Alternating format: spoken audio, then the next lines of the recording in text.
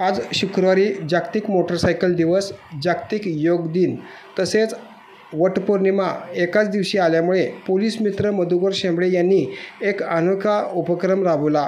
शिवतीर्थ पवई नाका येथे त्यांनी वाहनधारक महिलांना वडाचे पूजन करत असताना पतीला दीर्घायुष्य लाभावे यासाठी वाहतूक नियमांचे पालन करण्यासाठी सक्ती करावी, तसेच वाहन चालविताना हेल्मेट घालावे, सीट बेल्ट लावावा या सूचना कराव्यात असे आवाहन करत मोटरसायकल डे साजरा केला।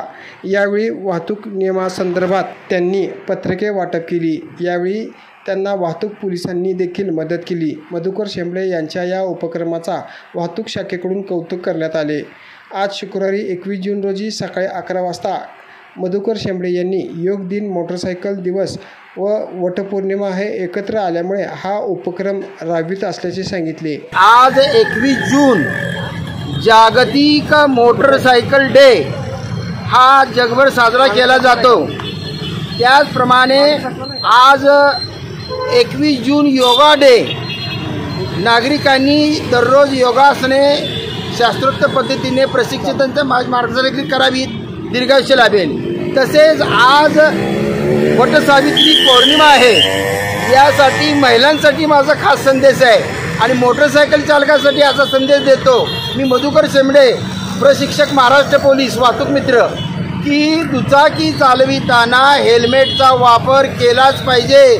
तुमचा पती, भाऊ, घरातील व्यक्ती सुखरूप 100% घरी येणार।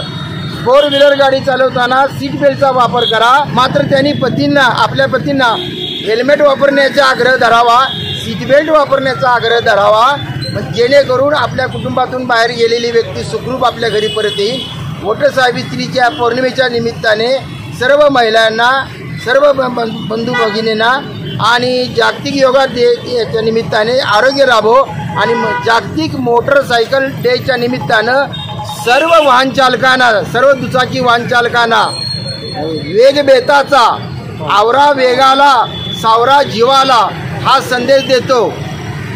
ओव्हरटेकिंग, ओव्हर स्पीड, ओव्हरलोड आणि ओव्हर कॉन्फिडन्स ही 3 कारणं मुख्य अपघाताची आहेत।